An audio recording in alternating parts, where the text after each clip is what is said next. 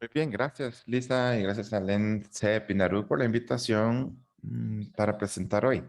Este es mi segundo entrenamiento. Estuve en las sesiones de entrenamiento de apertura hace un par de semanas y uno de los comentarios que llegó, para que sepan que escuchamos sus comentarios, es que debería hablar más lento, así que voy a tratar de hacer eso, que me emociono con estas cosas. Veamos cómo nos va. Esta es la agenda. Voy a presentar el modelado integrador secuencial o SIM, que es un enfoque de modelado que se basa en herramientas existentes para analizar el impacto de los recursos distribuidos en toda la cadena de valor.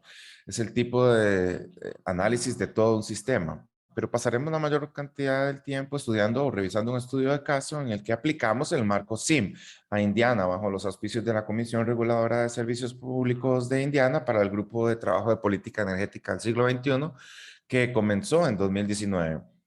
Revisaremos algunas entradas, revisaremos los marcos de modelado, dedicaremos algo de tiempo en los resultados para que puedan comprender muy bien lo que este tipo de marco de modelado puede hacer por ustedes. En general, solo para asegurarnos de estar en la misma página, en términos de modelado y planificación, a menudo pensamos en tres dominios o áreas específicas.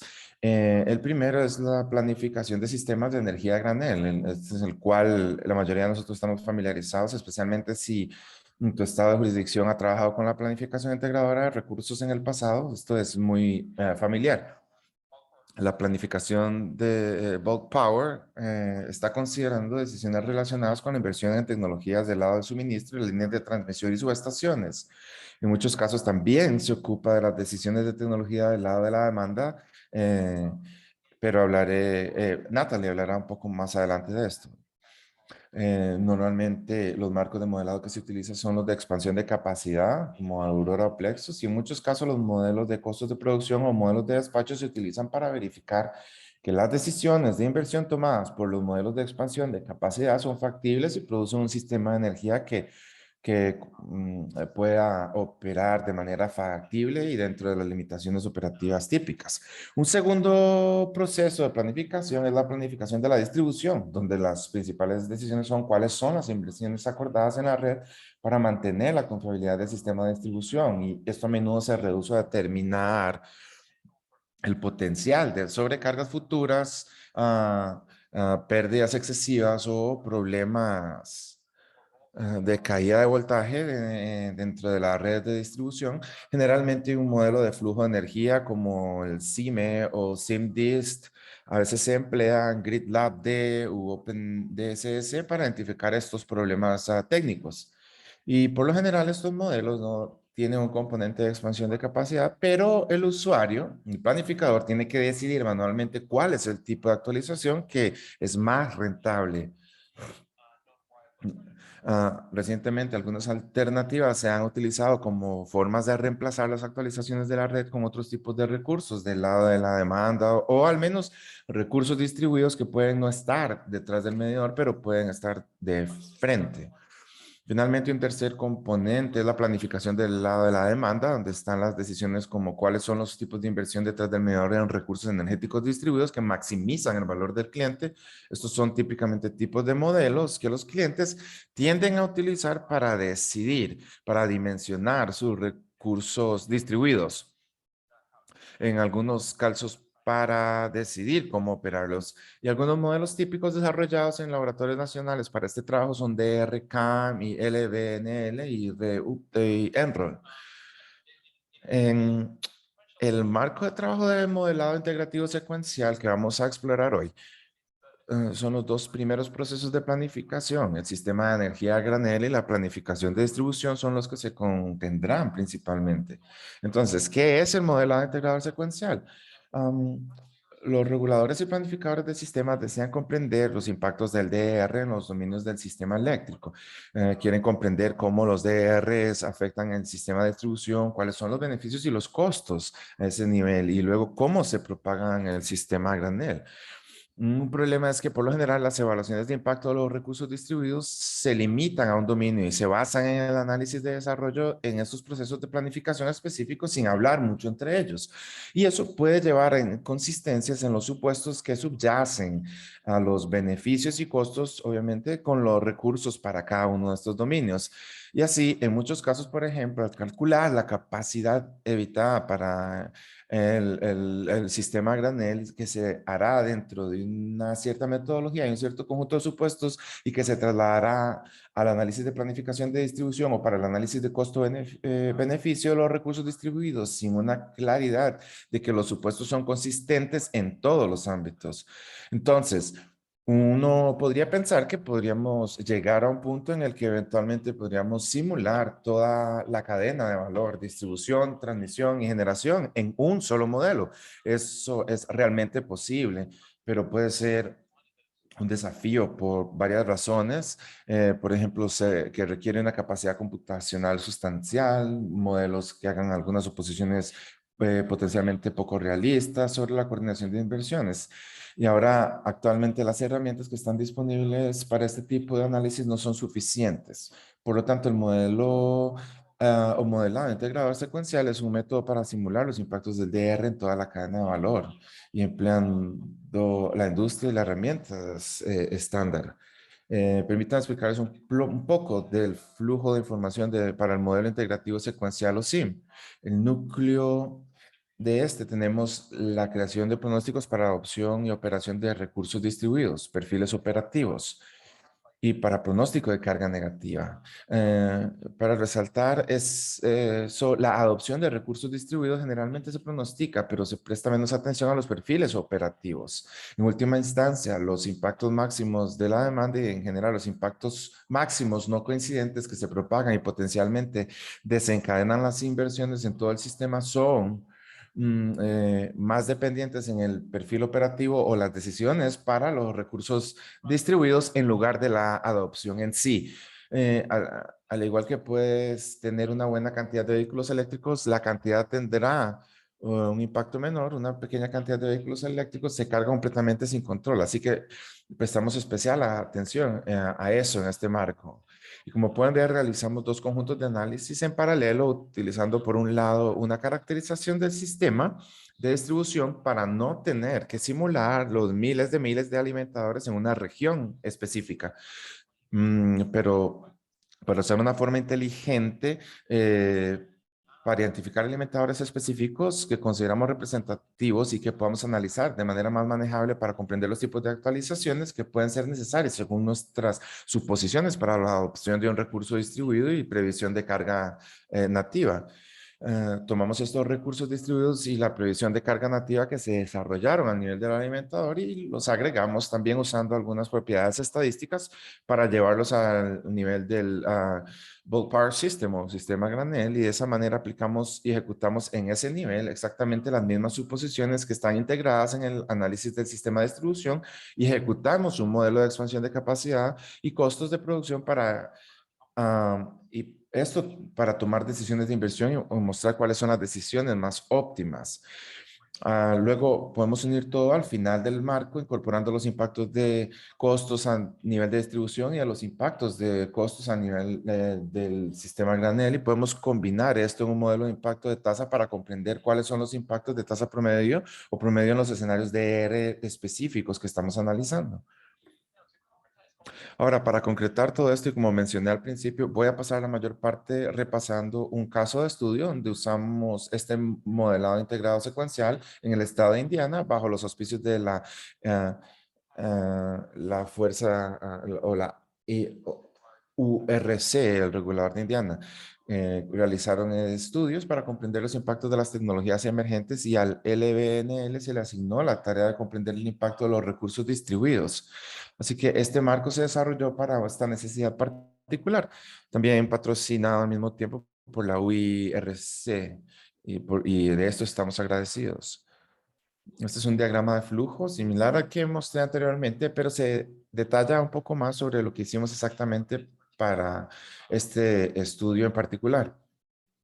Voy a decir que en la parte inferior derecha hay una área gris. También hemos estudiado los impactos de la confiabilidad específicamente, esencialmente cómo se verían afectados los SAIDI y los SAIFI a nivel de sistema de distribución y a nivel del cliente, especialmente para la adopción y operación del almacenamiento distribuido. No voy a tener suficiente tiempo para hablar de esto hoy, pero estás bienvenido si estás interesado, a comunicarte más tarde y lo veremos ahí. Ahora, permítame llevarlos de regreso a la parte superior de este documento o figura. Y en el núcleo tenemos un pronóstico de los niveles de adopción de energía fotovoltaica solar en la azotea, vehículos eléctricos y baterías de almacenamiento que provienen del IRP, en parte y de otros documentos para crear una serie de 3 niveles de adopción. Llamémoslos bajo, medio y alto, que son en su mayoría porcentajes de penetración sobre la base de clientes existentes. Luego mezclamos este fotovoltaico y eléctrico de vehículos eléctricos y los niveles de adopción de almacenamiento de batería en diferentes maneras para crear 6 escenarios, los cuales muestran diferentes niveles de adopción y almacenamiento de tal manera que crean diferentes perfiles operativos que tienen impactos en el camino y o en la distribución como en el sistema de energía a granel. En el lado derecho de esta figura quiero llamar su atención sobre las formas en que desarrollamos la información de clasificación de alimentadores. Lo que recopilamos información de las 5 empresas de servicios públicos de propiedad de inversión de Indiana y sobre sus alimentadores y sus clientes que están conectados a estos. Teníamos esencialmente aproximadamente 3,000 alimentadores donde teníamos la información, por ejemplo, sobre su longitud, cantidad de la línea que estaba subterránea, que era aérea, y lo llamamos información, los tipos de clientes conectados al alimentador. Conocíamos la demanda máxima del alimentador y conocíamos la capacidad. Y teníamos toda esta información sobre los alimentadores con unas 20 a 25 variables. Esto nos permitió hacer un análisis estadístico específico donde pudimos clasificar en alimentadores de grupo en 6 grupos representativos. Por ejemplo, existió un caso de un grupo de un alimentador rural largo, que es el tipo de alimentador que probablemente muchos de ustedes han visto en algunas de sus jurisdicciones, que pueden pensar que está ubicado en diferentes partes del estado.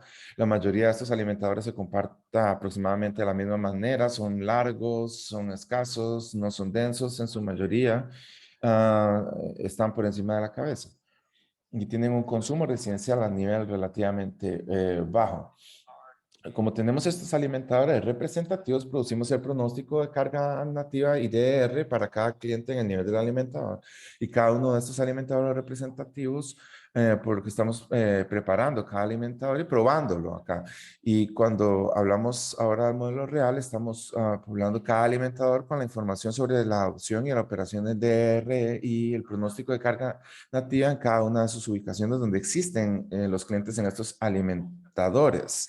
No estamos simulando sistemas de distribución secundarios, estamos refiriéndonos a la mayoría de los clientes que están en las porciones secundarias de la distribución y lo estamos representando de alta fidelidad del alimentador.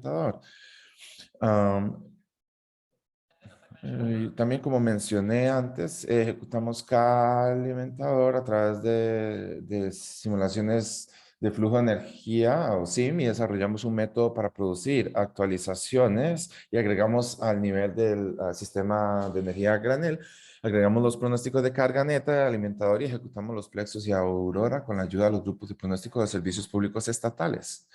Una vez que tenemos el costo, los impactos técnicos, aplicamos los costos unitarios para comprender los impactos de los costos y combinamos todo para calcular los impactos de las tarifas. En este estudio particular diré que el componente de transmisión no fue particularmente fuerte en el sentido de que el grupo de la Universidad de Purdue de Indiana tenía una plataforma muy bien desarrollada para estimaciones de capacidad de generación, pero no tenía un componente de transmisión. Así que desarrollamos un método bastante simplificado, pero aún direccionalmente correcto para calcular los costos de transmisión en función de los impactos de la demanda máxima. Pasando ahora a los detalles específicos de los niveles en adopción de recursos distribuidos, lo que ves acá a la derecha es la penetración en términos de participación de clientes que adoptan DER para una gama de recursos distribuidos para el sector comercial y residencial en 2025 y 2040. Este tipo de datos suele estar disponible y en este caso simplemente estamos hablando del porcentaje de clientes que poseen ciertos activos.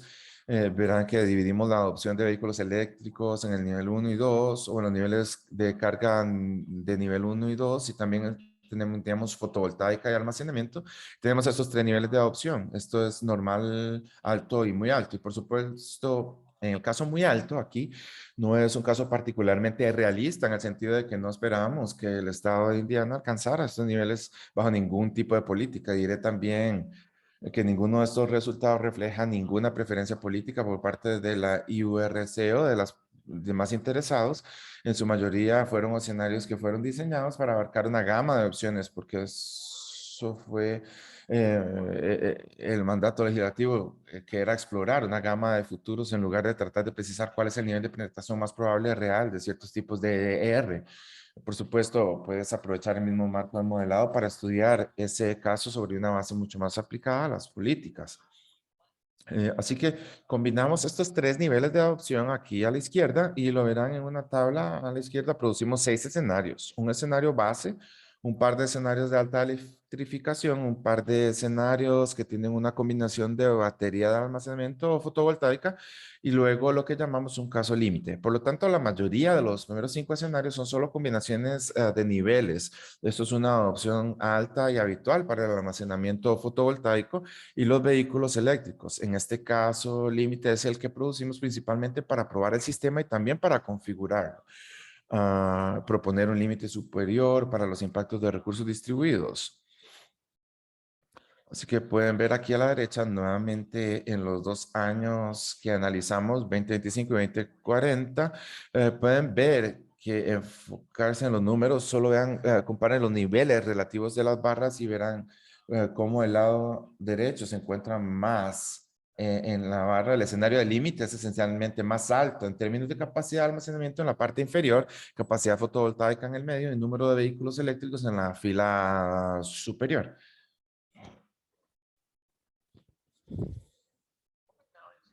Pasando ahora a la caracterización del sistema de distribución, el objetivo principal de este proceso es determinar un número mínimo de alimentadores representativos que se pueden usar para simulaciones de flujo de energía muy detallados que pueden representar grandes porciones de la base de clientes existentes en estos 5 IOUs.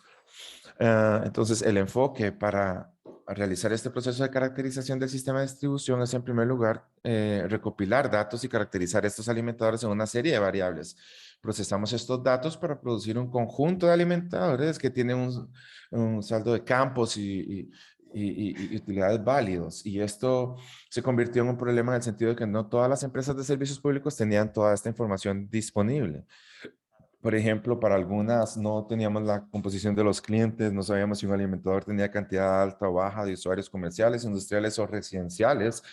Y por lo tanto, tomó un tiempo determinar cuál era el conjunto correcto de variables que podíamos usar para maximizar la cantidad de variables para clasificar estos alimentadores de manera más efectiva, pero aún abarcar la mayor cantidad posible de alimentadores.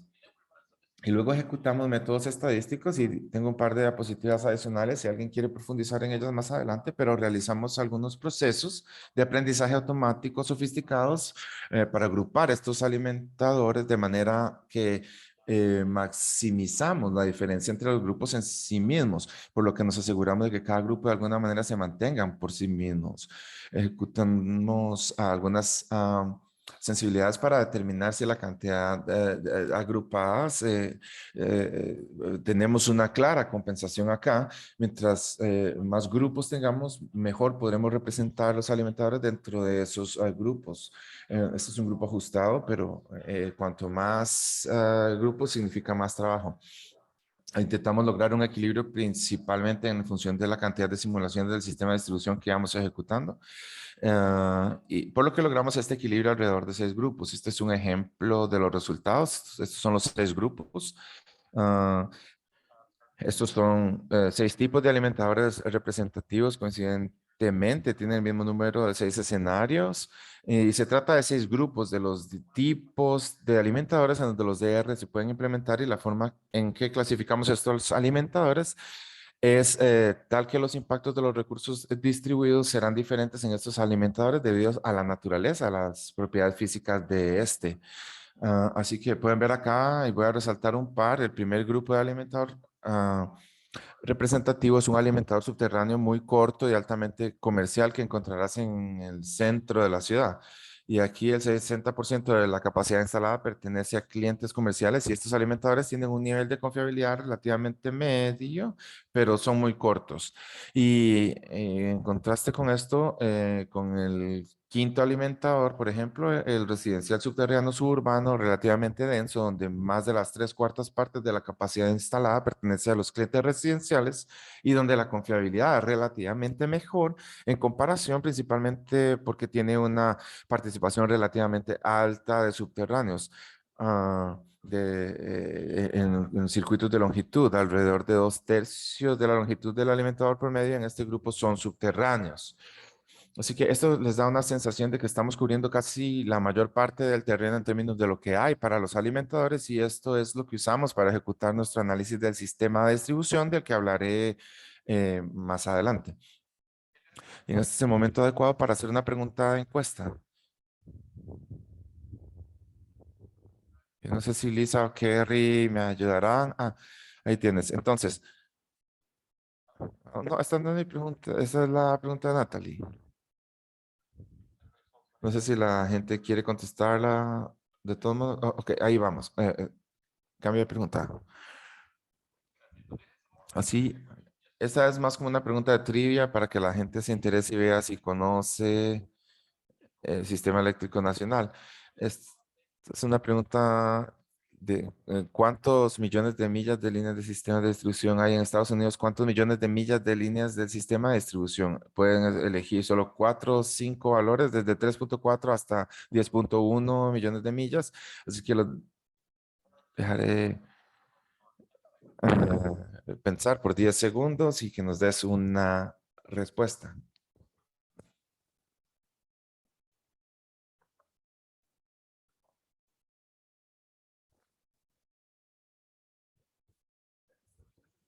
De hecho, voy a responderla yo mismo. Ahí. Muy bien. Es interesante, la gente estuvieron muy cerca. Como máximo, la respuesta más alta fue 8.5, estaba un poco por encima de la respuesta real, que es 6.3 millones de millas, según un estudio reciente del PNNL. Ok, ahora tienes un iniciador de conversaciones sobre cuántos millones de millas de líneas de sistema de distribución hay en el país. Ok, pasemos ahora, después de que los alimentadores representativos, para comprender qué tipo de análisis realizaremos para el sistema de distribución. Uno de los primeros desafíos es traducir este tipo de escenarios estatales que les mostré a escenarios de negocios como de costumbre a este escenario límite en la adopción real a nivel del cliente de estos alimentadores. Así que desarrollamos una lógica de adopción y desarrollamos factores de escala que son parte de todo el análisis. Son factores de escala que mueven la información del nivel del alimentador a nivel de información del sistema de energía masiva y viceversa. Podemos asignar a cada alimentador proporciones de niveles de adopción y luego, dada la composición del cliente de los alimentadores y los niveles de consumo de cada cliente, aplicamos esta lógica de adopción final sobre si un cliente adoptará o no un DR específico. Realizamos un análisis rápido para determinar que en realidad los niveles de consumo predicen muy bien la adopción de los recursos distribuidos en gran parte porque en la mayoría de los casos el consumo también se correlaciona con la riqueza y los ingresos y ese es también uno de los principales impulsores de la adopción. Eh, Pudimos hacer esto de muchas maneras. Esta lógica funcionó bastante bien para asignar a nivel del alimentador cuántos recursos distribuidos estaban y qué tipos de recursos se asignaban a cada consumidor en el alimentador. Y la idea principal aquí es obtener una representación decente de la distribución espacial de la adopción de los recursos distribuidos en el alimentador.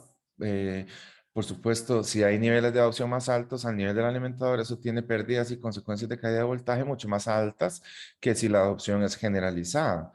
Pero la verdad es que la forma en que se crean los alimentadores, por lo general, los clientes no se distribuyen de manera completamente heterogénea en el alimentador, no están distribuidos por igual, por lo que hay algunos puntos de acceso y podemos capturar eso con este método.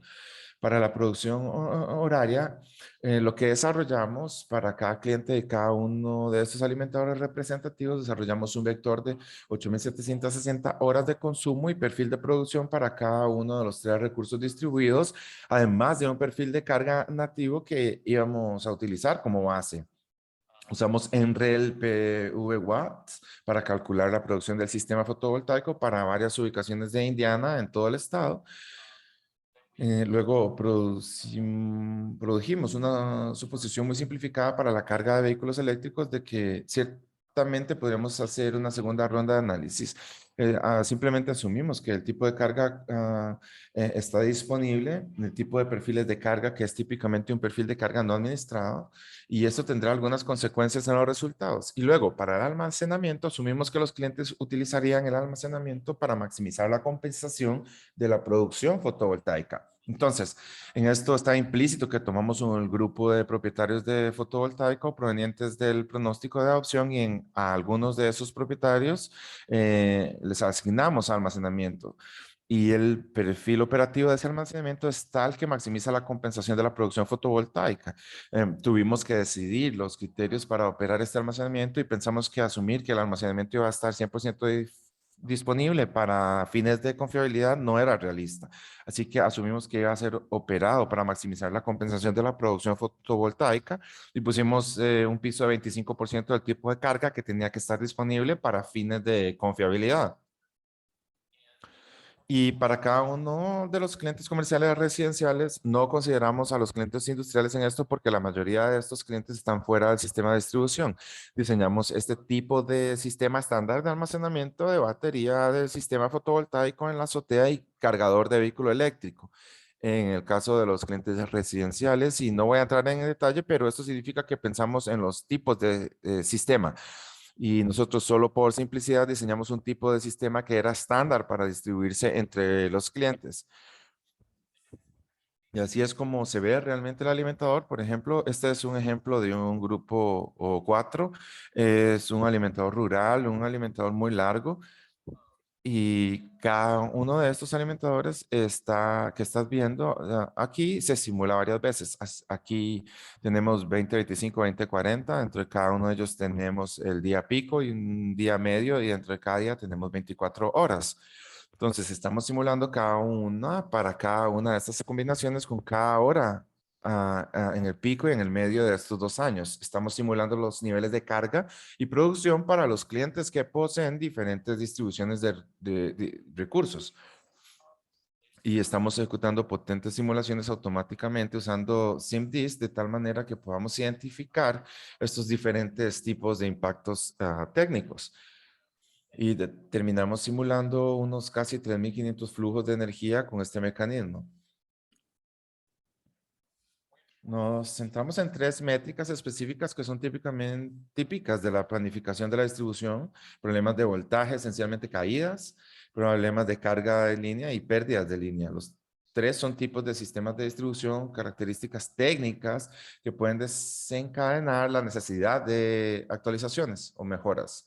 En términos de estrategias para mitigar la carga de voltaje y el impacto de la carga, tomamos 3 o 4 estrategias secuenciales. El primero fue el control Volt Bar en inversores fotovoltaicos inteligentes, que fue automáticamente. Usamos un algoritmo específico desarrollado en LBNL y pudimos hacer esto automáticamente. Y cuando esto no fue suficiente, usamos reconductores de línea.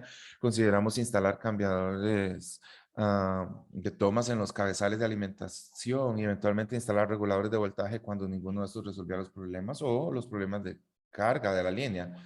Este es un ejemplo de un resultado para variaciones de voltaje. Y lo que ven en este gráfico está en la parte superior. Tienes los 6 escenarios que van desde la base hacia la izquierda hasta el escenario de los límites que fluye hacia la derecha y luego a la derecha las filas son cada uno de los 6 grupos o alimentadores representativos. Y dentro ves una distribución de niveles de voltaje para todas las horas que estamos simulando y para todos los puntos dentro del alimentador. Así que lo que nos enfocamos aquí es que queremos que los niveles de voltaje estén idealmente dentro de las líneas estrechas naranjas, que son los estándares ANSI para una situación ideal, y luego las líneas rojas son el estándar ANSI para la desviación máxima tolerable de voltaje. Y lo que se estaba volviendo evidente es que en la mayoría de los casos el voltaje parecía estar bien dentro de los rangos para todos los escenarios. Tal vez la excepción fue el escenario de límite, causó algunas violaciones del voltaje en algunos casos específicos, pero lo que está demostrando es que incluso en el escenario de frontera, con una mayor adopción de recursos distribuidos, la mayoría de los sistemas de distribución desde la perspectiva de voltaje estaban funcionando bastante bien. En términos de pérdidas de la línea, las pérdidas de línea que no estábamos tratando de curar, no estamos tratando de reducir las pérdidas, pero estábamos tratando de contabilizar dichas pérdidas y valorarlas en términos de costos. Y lo que se hizo evidente en este análisis es que el escenario de alta electricidad, los escenarios que tenían una carga de vehículos eléctricos más alta, tienen niveles más altos de pérdidas, especialmente en alimentadores dispersos más largos. Eh, y tienen, y solo hay más líneas acá, además, por lo que se trata de una gran parte de los grupos 3 y 4. Comparen esto con el segundo escenario del fotovoltaico alto en la fila del medio, donde tienes pérdidas negativas. Y esto se debe a que, como se esperaba, la energía solar en los tejados está reduciendo el flujo a través del sistema de distribución y eventualmente reduce las pérdidas.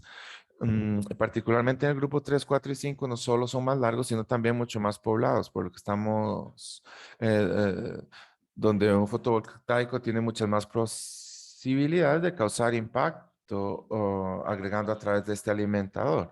En el escenario de los límites, lo último que encontramos es que hay una combinación de ambos. Puedes ver claramente el exceso de pérdidas apareciendo al final de la tarde o al principio de la noche. Pero en su mayor parte los flujos de pérdida generales están dominados por los perfiles de carga de vehículos eléctricos no administrados. Ahora tomamos estos 6 escenarios, 6 alimentadores, miles de simulaciones y reunimos todo en 2 decisiones de inversión. Para la regulación de voltaje, como mencioné, asumimos que hay inversores inteligentes disponibles y cuando en los casos en que los inversores inteligentes no eran suficientes para administrar el voltaje, calculamos un costo anual de alrededor de 10 millones para equipar las subestaciones con cambiadores de tomas de carga y estos ya han aumentado los costos a nivel estatal. Por lo tanto, determinamos que los alimentadores necesitan cambiadores de tomas de carga y luego escalamos esto a nivel estatal. Carga de línea calculamos entre 12.5 y 70 millones de costos anuales. Estos son costos anualizados, no costos de inversión, porque son los costos que se incluyen en las tarifas. Y también para hacer las cosas comparables y la carga de la línea fue particularmente importante en los escenarios de alta electricidad y límites. Y luego las pérdidas de línea tenemos entre 2 millones negativos. Eh, y aquí en esta pequeña mesa solo estoy mostrando un ejemplo de la necesidad de recarga de energía para cables subterráneos o aéreos. Así que pasemos a ese nivel de detalle para comprender cuánta línea subterránea y aérea se necesitan para modernizar y calculamos, por supuesto, costos unitarios que son consistentes con esos dos tipos tan diferentes de mecanismos de construcción. Entonces, con los costos del sistema de distribución determinados, pasamos a la evaluación de transmisión de generación. Y como mencioné, el elemento clave aquí es captar todos los alimentadores a nivel del cliente, información de perfil de operación y adopción del DR y escalarla al nivel de energía a granel.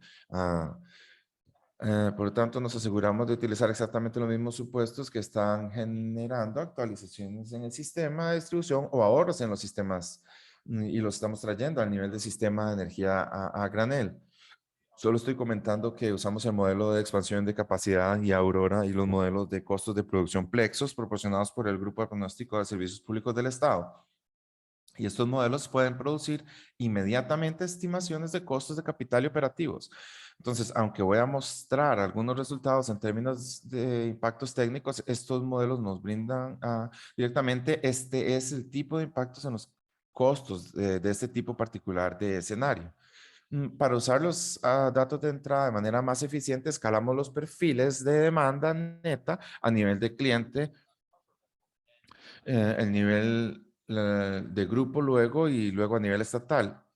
Y así expresamos la demanda neta por hora como una variación porcentual sobre la base.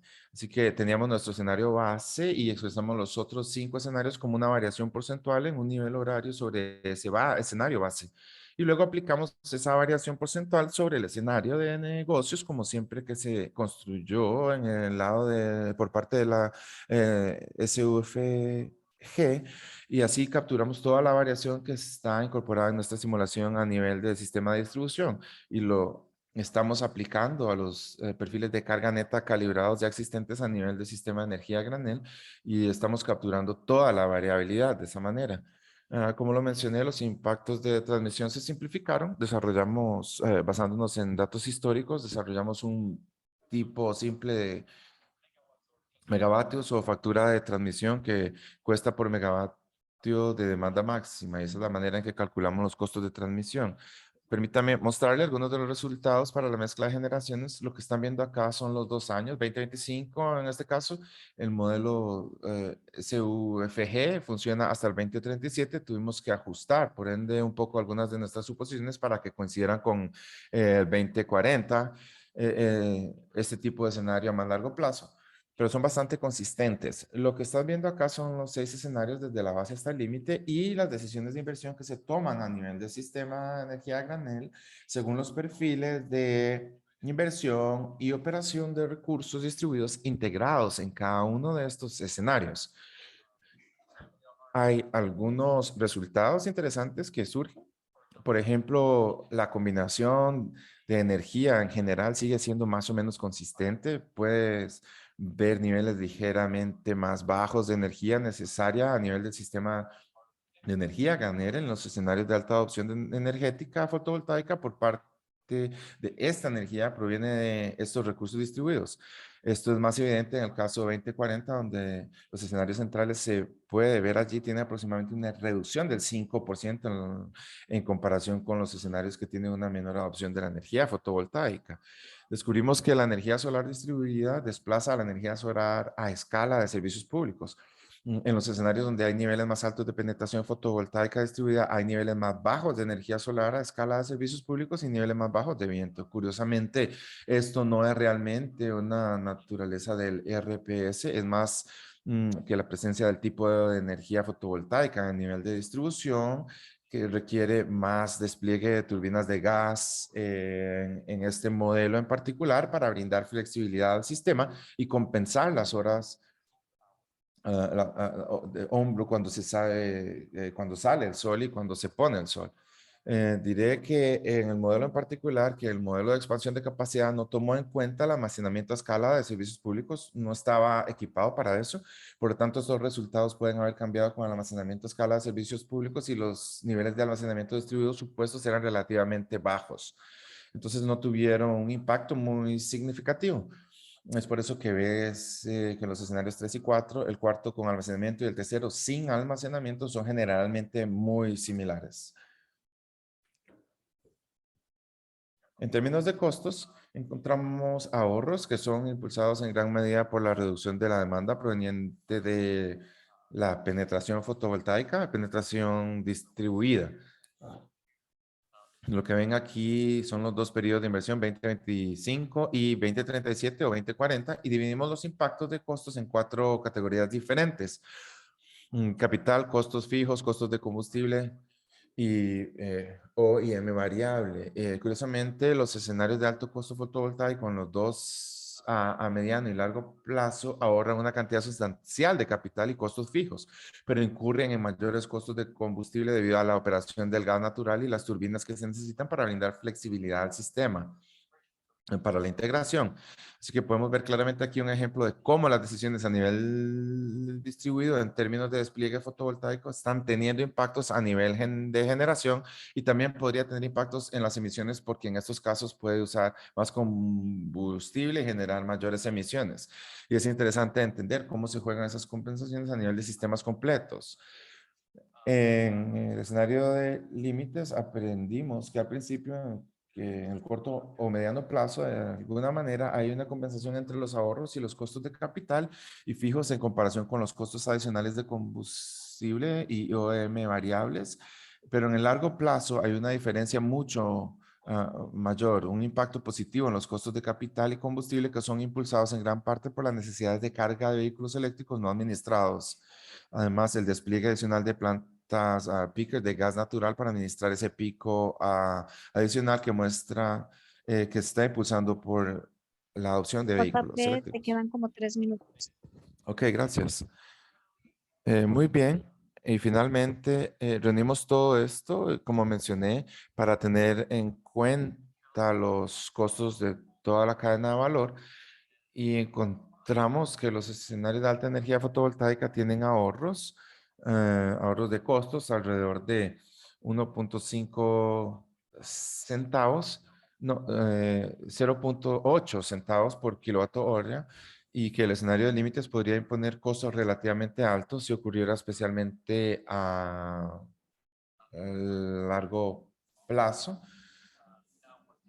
Lo que es interesante acá es que cuando traemos esto al análisis de red, aquí es donde las cosas cambian un poco y los ahorros que ocurren en costos, los ahorros de costos que ocurren en los dos escenarios de alta energía fotovoltaica, la alta energía fotovoltaica y la alta energía fotovoltaica y almacenamiento se ven compensados de alguna manera por los menores volúmenes de ventas, de manera que las tarifas medias a largo plazo tienden a seguir subiendo. Los rangos o variación de las tasas van desde muy bajo, cercano a cero, hasta casi 2 centavos por kilovatio hora en el escenario de límites. Afecta especialmente al sector comercial. Una advertencia aquí es que nosotros, que aquí hay algo implícito en el modelo de tarifas que usamos, también cortesía de las SUFG. Hay un crecimiento implícito en la inversión del sistema de distribución que no entrañamos del todo y para comprender cuánto de eso ya estaba incrustado en nuestro propio cálculo. Entonces podría haber una pequeña contabilidad doble allí que necesitaríamos analizar con más detalle.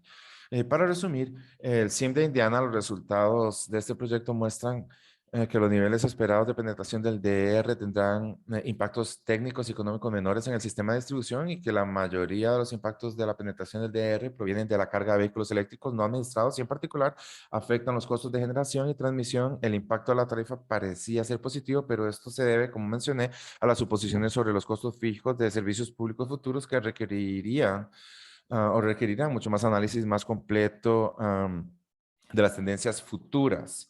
Y esta agrupación de alimentadores es un mecanismo muy eficaz para identificar algunos alimentadores representativos que podamos usar para simular grandes porciones de una huella. Y luego solo en términos de este marco permite un análisis integrado de los impactos del DR en los sistemas de distribución, transmisión y generación. El mismo enfoque aborda los desafíos computacionales y regulatorios principalmente mediante el uso de herramientas existentes que son aceptadas por la industria, juntándolas de manera inteligente y utilizando propiedades estadísticas de los sistemas de distribución para poder simular grandes porciones de sistemas simplemente presentando alimentadores específicos. Y así este marco puede producir estimaciones a niveles del alimentador y en todo el estado de los costos derivados y evitados por el DR en los tres dominios del sistema de energía que se pueden usar en el análisis de costos y beneficios. Aquí hay algunas preguntas que el Estado puede hacer. Esto se piensa principalmente en los estados que hacen preguntas. No voy a repasarlos ahora. Esos son recursos para tener más información, incluido el informe completo de nuestro trabajo en Indiana, un trabajo de LA100 que NREL desarrolló y que es muy similar a esta y otra información también. Gracias. Excelente, gracias JP, estuvo fantástico. Tenemos varias preguntas y quiero ver cuántas podemos responder en los próximos 9 minutos. Bien, primero, diapositiva 9. Y tal vez puedes ir ahí y explicar la diferencia entre las dos barras de almacenamiento. Ahí. Muy bien, básicamente esto muestra, para el almacenamiento muestra, déjame ver si puedo hacer algo aquí. Ah, ah, las dos barras son los niveles de adopción muy alto y alto para residencial, comercial, para el corto o mediano plazo y el largo plazo. Y esto muestra que a largo plazo, en el escenario de muy alta penetración, esperamos que algo así como un 5% de los clientes en el nivel residencial y alrededor de 2% de los clientes en el segmento comercial posean almacenamiento. Excelente, gracias. Vamos a la diapositiva 17. La pregunta es, ¿cuánto tiempo le tomó simular 3.500 flujos de energía? Esa es una buena pregunta y creo que estoy más que respondiendo a la cantidad específica de horas que dedicamos a esto. Son los beneficios de las simulaciones de flujo de energía automatizadas. No tomó mucho tiempo en el sentido de que una vez que teníamos toda la información, todo el diseño del pronóstico a nivel de cliente para cada escenario y para cada hora, teníamos un algoritmo que elegiría cada una de las horas que íbamos a simular y extraer la información y llenar al alimentador a los clientes de cada alimentador con esta información, con estos niveles de carga. Hicimos algunas suposiciones sobre la potencia reactiva, por lo que teníamos potencia activa y reactiva en cada cliente. Y luego todo esto se ejecuta automáticamente en un modelo por lotes por nuestros algoritmos, de tal manera que cargamos el modelo, ejecutamos y descargamos automáticamente un conjunto de información de salida con impactos de voltaje, niveles de carga de línea y pérdidas de línea. Y luego repetimos esto continuamente. Así que dejamos esto funcionando durante toda la noche, realmente aproximadamente 10 horas y podemos simular los 3.500 flujos de energía Sí, completos que sí. necesitamos. Y por supuesto analizamos, repetimos cuando hay algunos casos que aparecen apagados o cuando encuentras que un cliente no estaba conectado o algo así. Muy bien, gracias. La carga de vehículos eléctricos se modeló de acuerdo con la demanda tipo de electricidad en la matriz para reducir implicaciones de costo. No, esa es una buena pregunta. Tomamos un caso simplificado y una especie de límite en el que asumimos que los vehículos eléctricos no se administraban y que los clientes solo estaban desarrollando lo que generalmente se llama un enfoque de retraso mínimo o el enfoque codicioso. Cargue tan pronto como pueda. Y dado que la mayoría de los clientes cobran en el ámbito residencial, pusimos que alrededor del 75% de los clientes cobraría a nivel residencial y sus autos tendrán un cierto nivel que necesita carga y todo eso sucedería entre las 6 y 8 p.m. Así que esa es la suposición que hicimos. No correlacionamos esto con la demanda máxima del sistema de distribución o de energía a granel. Y fue una decisión independiente porque desde la perspectiva de los clientes, esto no les importa a menos que tenga un precio en tiempo real o algún tipo de tarifa relacionada con la capacidad. Por supuesto, si los clientes tuvieran disponible el cobro nocturno, podríamos suponer que la mayoría lo usaría para ahorrar dinero, por lo que asumimos que la mayoría de los clientes tenían, como ahora mismo en Indiana, una tarifa plana disponible y realmente es indiferente a ellos para cargar en diferentes momentos, por lo que cobran en el momento en que es más conveniente. Como mencioné en la presentación, podríamos hacer un trabajo mucho más exhaustivo para tratar de perfeccionar la parte de vehículos eléctricos aquí. Y tenemos un proyecto separado donde estamos estudiando los impactos de la tasa de una serie de decisiones de cobre y niveles de adopción para vehículos eléctricos. Excelente. ¿Y cuándo espera que ese trabajo esté disponible? Estamos trabajando hacia un borrador final para el fin de este año. Luego, con suerte, podemos lanzarlo en el primer trimestre del 2022. Excelente. Bueno, otras empresas de otros estados y otros estados que están realizando este análisis ahora de manera amplia como Indiana, ellos podrían tomar hipótesis diferentes con respecto a cuándo se están cargando los vehículos eléctricos. Pueden asumir carga manejada, sea controlado por la empresa o que está respondiendo a una tarifa de cargas que por parece todo, no todo el tiempo, ¿verdad? Entonces, pues, aquí tenemos otra pregunta. El marco de modelos suena muy bien, pues hemos estado hablando acerca de la integración y la planificación de los sistemas de energía, tiempo, la deuda, la Asociación Nacional de Energía, con el Departamento de Energía, han planificado un trabajo marco de modelos sigue siendo intimidante para los analistas que no están acostumbrados a trabajar en todos esos diferentes líneas. Todo el sistema de energía más hay otros módulos diferentes. ¿Qué tan difícil es realmente implementar? Ustedes lo hicieron para Indiana, si es que demostraron que se puede hacer. Sí, muy buena pregunta. Ciertamente es intimidante por la cantidad de datos que entran en estos modelos, pero lo cierto es que la mayoría de estos datos y este tipo de análisis ya se están realizando. Es solo que no están coordinados de la manera que proponemos hacerlo en este modelo integrativo secuencial. Los tipos de herramientas que usamos fueron intencionalmente estándar de la industria, herramientas ampliamente aceptadas. Se utiliza en SIMDIST, es probablemente la herramienta más utilizada para el análisis de flujo energético y los sistemas de distribución. Aurora y Plexus son probablemente una de las expansiones de capacidad más comunes en los modelos de costos de producción en el nivel del sistema de energía a granel utilizado por las empresas de servicios públicos e igualmente con el ISO.